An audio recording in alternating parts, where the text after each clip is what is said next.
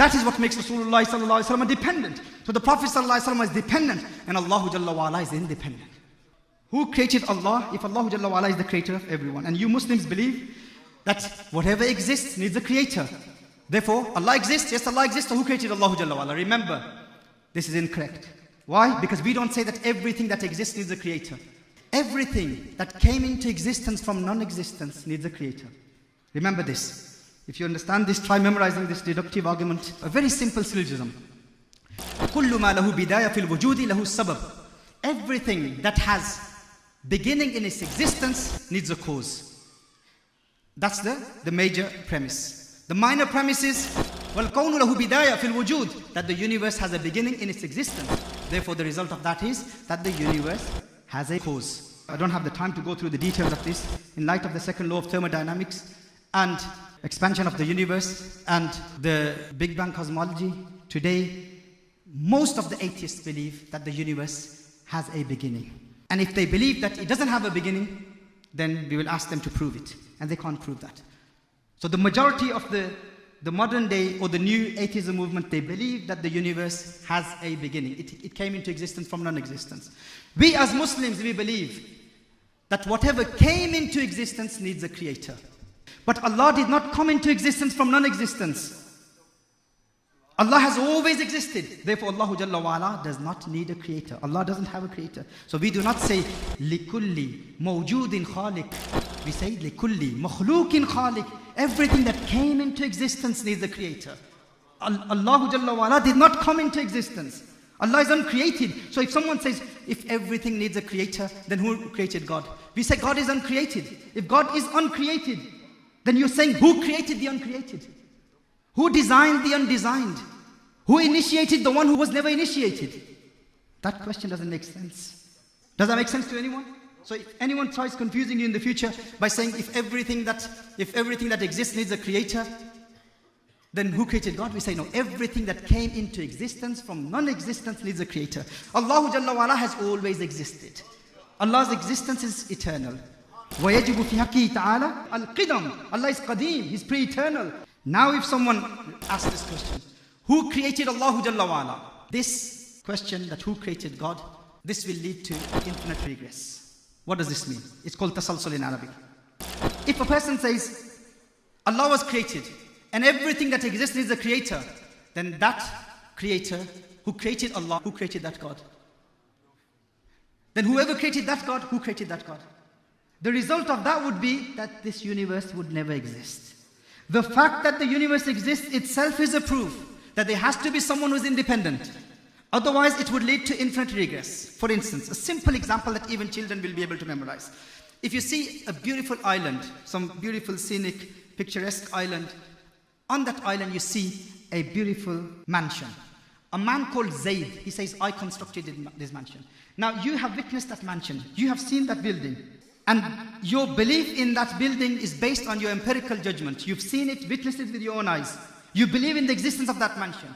Now some man called Zayd, he said, I constructed it. But in order for him to build that building, he needs the permission of some man called Bakr. And in order for Bakr to give permission to Zayd, he is dependent upon the permission of Umar. Umar is dependent upon the permission of Khalid. Khalid is dependent upon the permission of Abdullah. Abdullah is dependent upon the permission of Abdul Rahman. And this continues infinitely. Forever. It doesn't have an end point. Would that mansion exist? If the chain continues, if it does not have an end point with someone who is independent, would that mansion ever come into existence? You have to have someone above, some higher being who is independent, who does not need the permission of someone above him in order for that mansion to exist. How? The one who is the last person in the chain has to be independent. He gave permission to the one below him. He gave permission to the one below him. He gave permission to the one below him. And then that permission was granted to Bakr. Then Bakr granted that permission to Zayd. And then Zayd constructed that mansion. Does that make sense? If this chain continues infinitely, then the mansion wouldn't have existed. The fact that the mansion exists itself is a proof that the chain has to end somewhere. Do you believe in the existence of the mansion? Yes, I saw it with my own eyes. So now you have to believe that there has to be someone who is independent, does not need the permission of someone above him. Does that make sense to you? All of you, do you understand this? In the same way, does this universe exist? The fact that the universe exists itself is a proof that there is someone there who is independent. Someone there who doesn't need the permission of anyone above him. Someone who is independent, all-knowing, all-powerful, extremely intelligent.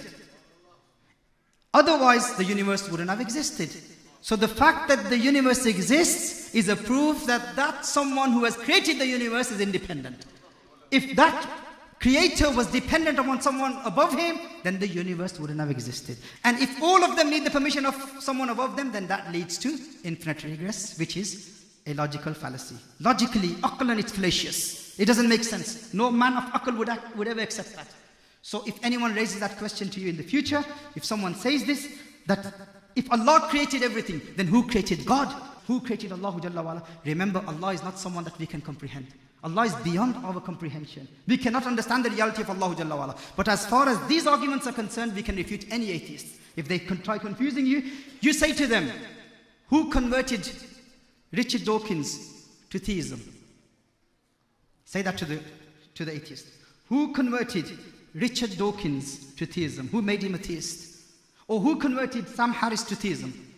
Or who converted Christopher Hitchens to theism? If he says, oh, let me think about it. I don't know. Let me find out. Is that really true? Is that true? So you will confuse him, won't you? He will go back to his people and he will ask them. They will say, oh, Richard Dawkins, he hasn't converted.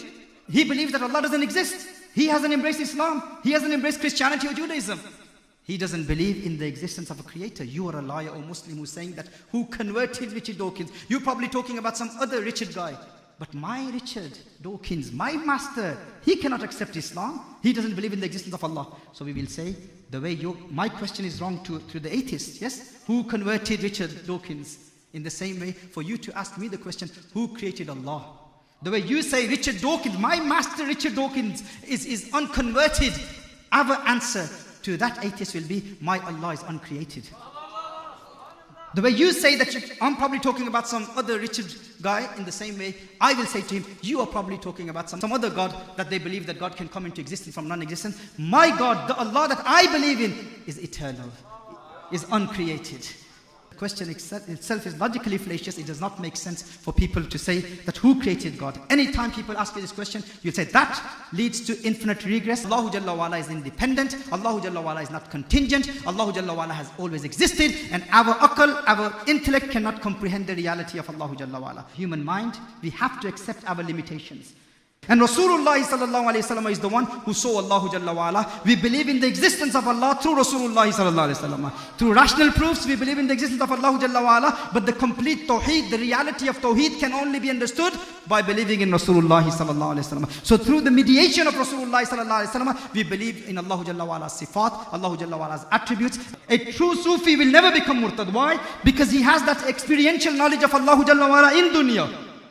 In dunya, he experiences the gnosis of Allah Jalla wa'ala. And when he experiences the qurb of Allah Jalla wa'ala, he gets the glimpse of what he will see in the hereafter. Theirs is all based on analytical knowledge, discursive knowledge. The Sufi's knowledge about Allah Jalla wa'ala is experiential knowledge. He experiences the gnosis of Allah Jalla wa'ala. Through his breath, he breathes with the name of Allah. We believe in the oneness of Allah Jalla wa'ala and the finality of Rasulullah sallallahu alayhi wa sallam's prophethood. May Allah Jalla wa'ala bless us with his divine guidance so that we can act upon the ahkam of deen, act upon the ahkam of sharia, understand the creedal matters, aqaid of Ahlul Sunnati wal Jama'ah, and learn the practical teachings of our ulama, how to defend al-Islam and how to defend the honor of Allah and how to defend the honor of Rasulullah sallallahu alayhi wa sallam. Subscribe to our new YouTube channel for all the latest videos of Shaykh Saqib Iqbal. Link in the description.